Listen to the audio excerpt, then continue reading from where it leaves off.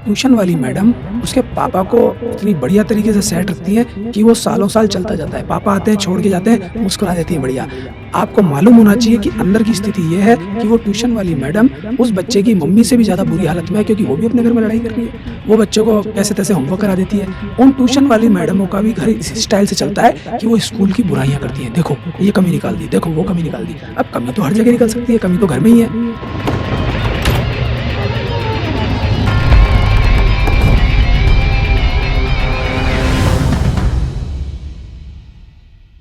शिक्षा जगत में भी मैंने देखा है कि बहुत ज़्यादा कमीशनखोरी हो रही है। इस बारे में आप क्या कहना चाहेंगे? बिल्कुल होती है। एक तो मैंने यही बता दिया, बुक्स में होती है, दबा के होती है, यूनिफ़ॉर्म में होती है, कैंटीन के समोसे और कैंटीन की पैटीज़ तक में हो जाती है। इससे खतरनाक चीज़ को मैं आपको बताना चाहूँगा कि स्कूल की जो प्रिंसिपल है या स्कूल का प्रिंसिपल है या स्कूल का वो व्यक्ति जो प्राइवेट स्कूल के डायरेक्टर से जुड़ा हुआ है, वो ऐसी कमीशनखोरी करता है कि बाहर से जितने भी काम आ रहे हैं, अब स्कूल का डायरेक्टर सारे काम खुद नहीं करता। वो तो मालिक है, वो अपनी कार में बैठता है, आता है, पैसे गिनता है, चले जाता है। वहाँ पर वो उसको सेट रखते हैं। आदमी कैसे सेट रखेगा कि हाँ, मैं तो आपका शुभचिंतक हूँ, आपका फैमिली मेंबर हूँ, और इतना खुश करके रखेगा कि उनकी नज़र में ये दिखाएगा कि मैं तो कभी बेईमानी कर ही नहीं सकता। लेकिन वो आगे सब चीज़ सेट करके रखेगा, उनसे पैसा खा जाएगा। जान के यहाँ ज़्यादा रेट बताएगा। अब आप बोलेंगे किस बात की रेट? कई तरह की चीज़ें हैं। फ़ोटोकॉपी तक में भी खा जाते हैं कि स्कूल के पेपर छप के आ रहे हैं, उसमें पैसा।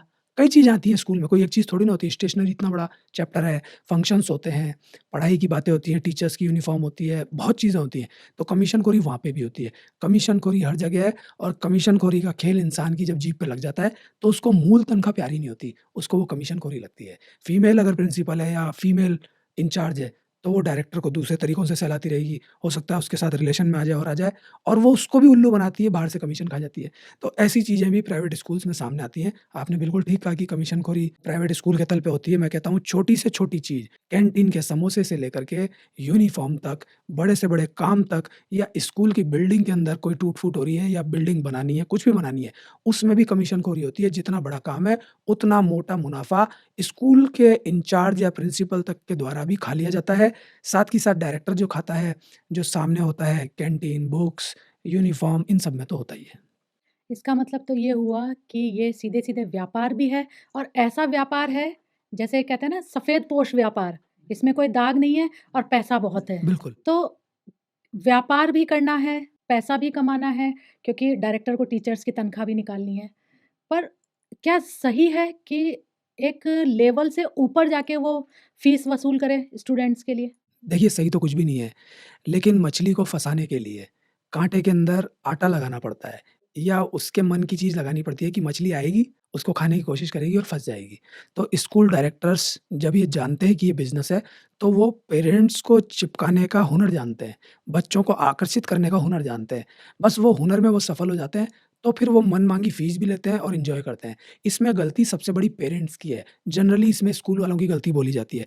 पेरेंट्स को ये चाहिए कि ऐसा स्कूल ढूँढें जिसका मार्जिन कम हो। जैसे मान लीजिए स्कूल की इनकम ₹100 हो रही है, लेकिन उसका लग ₹80 रहा है, उसको तब भी बच रहा है। लेकिन जनरली स्कूल वाले सोचते हैं कि डबल-तिबल से ज़्यादा मुनाफ़ा हो, वहाँ पर गलत है। मुनाफ़े की एक लिमिट तो होनी चाहिए ना, ये तो हर बिज़नेस में होनी चाहिए। अगर मुनाफ़ा बहुत ज़्यादा आ रहा है, तो ज़रूर कमाने वाले की इंटेंशन में खोट है, और यहाँ पे स्कूल वालों की इंटेंशन में खोट होता है। फिर वो केवल स्कूल की फ़ीस से नहीं, सब तरह के फंक्शन्स, एक्टिविटीज़, सब में पैसा लगा-लगा कर कमाते हैं। यहाँ तक कि बच्चों से फ़ोटोकॉपी तक के पैसे ले लेते हैं। उनकी अटेंडेंस कि तुम लेट आए हो या छुट्टी ली है, उसमें भी लाओ ₹10, लाओ ₹20, इस तरह से कमाते हैं। हर तरीके से, या कोई भी तरीका मैं कह रहा हूँ कि कमाई का नहीं छोड़ते। ऐसी इंटेंशन अगर स्कूल वाले की होती है, तो आप ही बताइए, फिर ये शिक्षा है कि व्यापार है? ये तो सीधे तौर पे फिर व्यापार ही हुआ और जब व्यापार की ही बात चली और शिक्षा के क्षेत्र में चली है, तो कोचिंग संस्थाएँ हम कैसे छोड़ सकते हैं? एक समय था जब कॉम्पिटिशन की तैयारी करते थे, वही स्टूडेंट कोचिंग में जाते थे। लेकिन अब तो छोटे-छोटे बच्चे कोचिंग करते हैं। आपने बिल्कुल सही कहा। एक ज़माना था जब कोचिंग और ट्यूशन जाना गलत माना जाता था। पेरेंट्स भी सोचते थे कि यार मेरा बच्चा कोचिंग ट्यूशन जाएगा, ये कोई कमज़ोर है क्या? तो कमज़ोरी के हिसाब से देखा जाता था। आज ये स्थिति हो गई है कि अगर बच्चा मना भी कर दे ना किसी कारण से कि मुझे ट्यूशन नहीं जाना, कोचिंग नहीं जाना, पेरेंट्स कम से कम बोर्ड क्लास में तो धक्का मार के उसको भेजते हैं, उसको जलील करते हैं। अब ये सिस्टम आया कहाँ से? जब चीज़ एक तरफ जाती है, पेशेवर होने की तरफ जाती है, तो मैं आपको कहूँगा उसकी व्यवस्था अपने आप कर ली जाती है। इसमें ज़्यादा बड़ी भूमिका फिर कोचिंग वाले भी निभाने लगते हैं। इस तरह का प्रचार करते हैं, प्रसार करते हैं कि मछली कैसे भी करके काँटे में आ ही जाए। तो एक ऐसा सिस्टम दिखाया जाता है, प्रचार किया जाता है, पैम्पलेट्स बाँटे जाते हैं, होर्डिंग्स लगाए जाते हैं कि ये जो बच्चा इतना बड़ा आदमी हुआ है, ये हमारी कोचिंग के कारण हुआ है। तो ये जो कल्चर है, बड़ी-बड़ी कोचिंगों के द्वारा जो कि बड़े एग्ज़ाम की तैयारी कराते थे, यानी ऐज वाइज़ बड़े, चाहे वो नीट की परीक्षा हो, चाहे आईआईटी की हो, आईएएस की हो, वो ही अब 10th और 12th पे कूद चुके, क्योंकि सबको ज़्यादा से ज़्यादा चाहिए। भई चाहिए वाली स्थिति बढ़ती चली जाती है, ऐसा तो है नहीं कि उनको हवस होगी। फिर उसके बाद बोले कि नींव कमज़ोर होती है बच्चे की, 10th-12th छोड़ो, अब तो हमको 8th-9th भी चाहिए। उसके बाद वो 7th, 8th, 9th, 6th, 5th पता नहीं छोटी-छोटी क्लासों में पहुँच गए।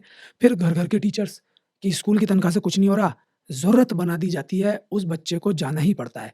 होमवर्क उसकी माँ करा नहीं रही है, माँ लगी हुई है मोबाइलों के अंदर, एन्जॉय कर रही है, खाना उससे बनता नहीं है, घर पे पड़ी हुई है, मस्ती कर रही है। ऐसी माँ बच्चों को कहाँ से पढ़ाएगी? खूब टाइम होता है माँओं के पास, लेकिन जान के नौटंकी की जाती है और ये दर्शाया जाता है कि जो सबसे बड़ा बिज़नेसमैन है ना, हम तो उससे भी ज़्यादा बिज़ी हैं। आप घर में जाइए और हाउसवाइफ़ से पूछिए कि आपको काम क्या है? तो वो बोलेंगी, "तुम करके देखो, हमारे पास तो टाइम ही नहीं है 1% भी।" और जब पूछेंगे काम क्या है? तो काम समझ में नहीं आता क्योंकि खाना बनाना कोई सुबह से रात तक तो चलता नहीं है। ज़रूर उनके टाइम मैनेजमेंट में कोई कमी है। मैं कह रहा हूँ उनका काम बिल्कुल सही है, खाना बनाएँ, अच्छा करती हैं, सब मान लिया। लेकिन अपने बच्चों को अगर थोड़ा टाइम देंगी, तो उनको ट्यूशन वाली के पास नहीं भेजना पड़ेगा। ये एक कल्चर बना दिया गया है कि कोई बच्चा ट्यूशन नहीं जाता बस्ती लटका के, तो वो अच्छा बच्चा नहीं होता, उसके माँ-बाप गड़बड़ होते हैं।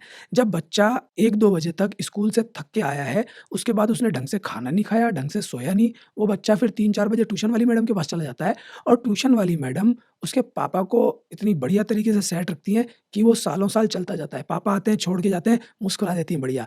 आपको मालूम होना चाहिए कि अंदर की स्थिति ये है कि वो ट्यूशन वाली मैडम उस बच्चे की मम्मी से भी ज़्यादा बुरी हालत में है क्योंकि वो भी अपने घर में लड़ाई कर रही है। वो बच्चे को कैसे-तैसे होमवर्क करा देती है। उन ट्यूशन वाली मैडमों का भी घर इस स्टाइल से चलता है कि वो स्कूल की बुराइयाँ करती हैं। देखो, ये कमी निकाल दी, देखो वो कमी निकाल दी। अब कमी तो हर जगह निकल सकती है, कमी तो घर में ही है। लेकिन ये छोटी-छोटी बातें निकाल दी जाती हैं जिसके कारण ट्यूशन वाली मैडम का घर चलता रहता है। बाकी काम उसके पापा से बातचीत हो जाती है।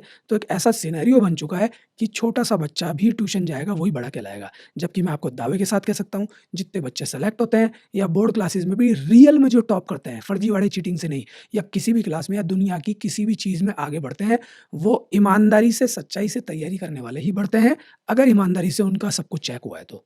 और तरीका भी यही है सीखने का, अंदर से आता है क्योंकि ये इंटरनल कांसेप्ट है, बाहर का नहीं है।